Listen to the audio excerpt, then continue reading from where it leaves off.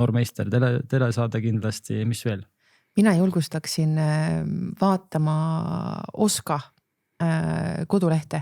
Seal on väga hästi illustreeritud, ka täiesti pildiliselt erinevad valdkondlikud trendid, et näha, mis on need erialad, mis tegelikult tõotavad tööd, tasuvad tööd ja kui me nagu toetame või siis nii-öelda ei toeta oma lapse valikuid või huvisid, siis meil tegelikult peaks vanemana olema arusaamine sellest, et mis see tuleviku tööturg on. Et ma ise ka ju tegelikult ei tea, mis on need kasvuvaldkonnad, kus on rohkem inimesi vaja, kus on see töine sissetulek nii-öelda garanteeritud, ehk et minu jaoks kogu see Oska andmestik on midagi, mis on vajalik nii lapse vanemale kui õpetajale, üldhariduskooli õpetajale, et mõista ja nii-öelda suunata.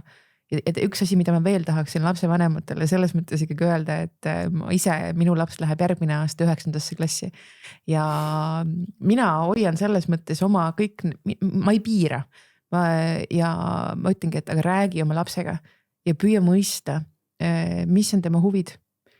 Ja kui sa näed, et tal ei ole ühtegi huvi, siis tegelikult tuleb sellega tegeleda, sest et kui kool sellega ei tegele ja kui 8. klassi lõpetaja või 9. klassi laps tegelikult ei oma nagu mitte mingisugust aru saama, mis ma võiksin teha või mis on mu tugevused või et me ei saa lapse vanematena jätta kõike nagu kooli õlgadele, sest see laps ise teeb läbi kõik võimalikke muid protsesse selles vanuses, et see ei ole tema primaarne tung areneda selles suunas, et siin on vanematel hästi suur töö teha.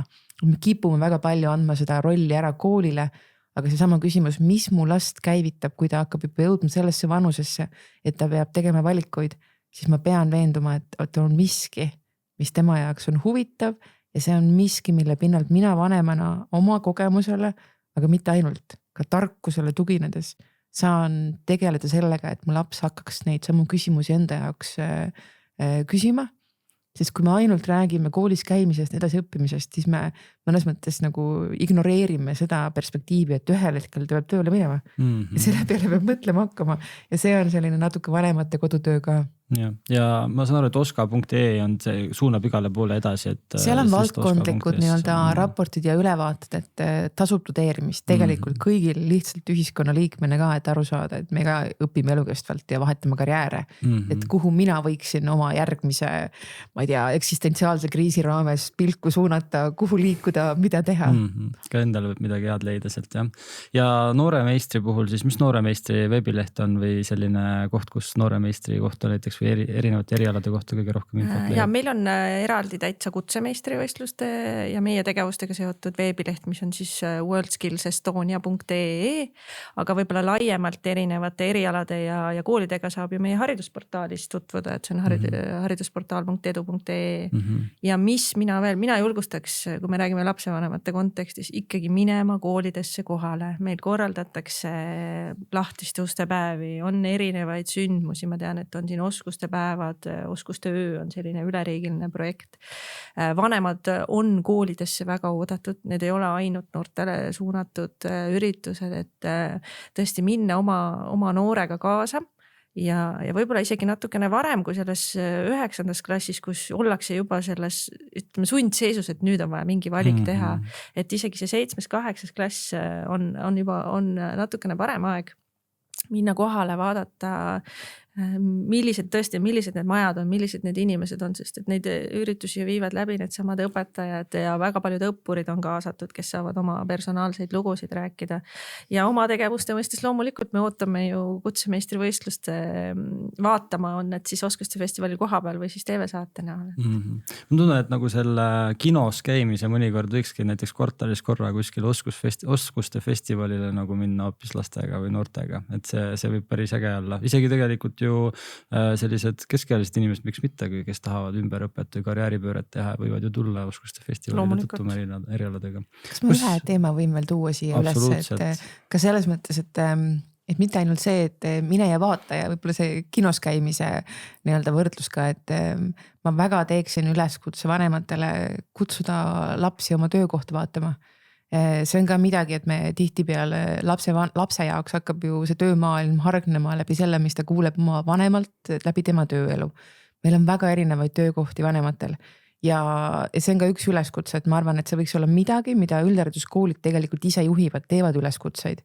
ehk et kutsuge, see ei võta tegelikult, kui vähegi nii-öelda tööandjaga läbi rääkida, see 45 minutit või tund, et näidata seda töökeskkonda, näidata seda kontorit või siis nii-öelda nagu ma ei tea, töökoda või kus iganes keegi parasjagu töötab, näidata, rääkida sellest tööst, sest me niimoodi aitame kaasa sellele, et lastes hakkab ka see arusaamine ja tunnetus tekkima läbi erinevate töökeskkondade, läbi erinevate tööde, läbi erinevate töötegijate, et lasteaias lapsevanemad käivad, kes on tuletõrjuja, kes on politseinik ja kes, eks ole, aga me koolis jällegi võib-olla eeldame, et asjad juhtuvad iseenesest, et see on lapsevanemate proaktiivsuse küsimus, et oma lapsele räägin niikuinii, aga näitan ka oma tööd klassikaaslastele. No ja seal kindlasti jälle seal lasteaedadesse ja koolidesse tavaliselt, kes käivad karjääripäevadel rääkimas, valitakse nagu kõige seksikamad ametid, eks ole, tippjuhid hästi traditsioonilised. või traditsioonilised ametid, eks ole, aga jällegi jäetakse see nagu keskmik nagu mainimata, eks ole, nendele ei pakuta võimalust, eks. Okei. Ja korra lihtsalt juurde, et oskuste festivali kohta, kus selle kohta infot leiab, sest see on väga huvitav teema, et kas see on mingi veebilehe pealt? Ja selle samal meie veebilehel ja kui ka lihtsalt panna siin interneti otsingumootorisse oskuste festival 2025, siis selle info kõik leiab. Nii, ja nüüd lõpetuseks ühe sõnaga, ühe lausega mõlemad julgustage noori valima kutseharidust näiteks ülikooli või elukooli asemel. Kutseharidus annab oskused ja annab teadmised ja selleks, et elus hakkama saada, on mõlemat vaja.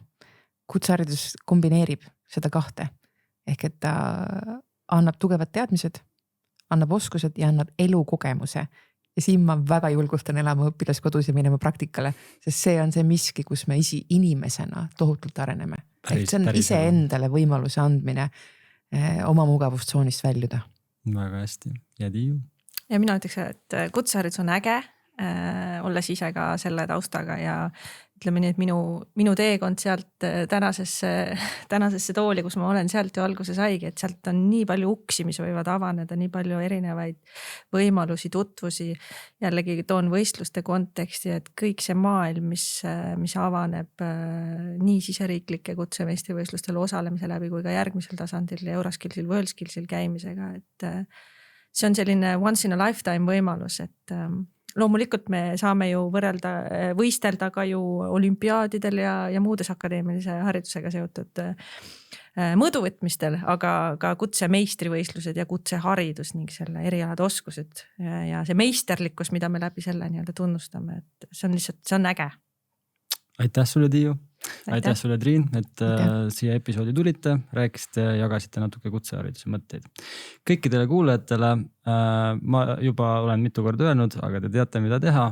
Jagage seda episoodi vähemalt ühe inimesega, kellel sellest võib kasu olla, kas siis mõne lapsevanema või siis noorega, kes tulevikus võiks kutsehariduse poole vaadata. Ja likeige, share'ige, kommenteerige ja juba järgmise korra. Aitäh! Kui tööle, siis rõõmuga.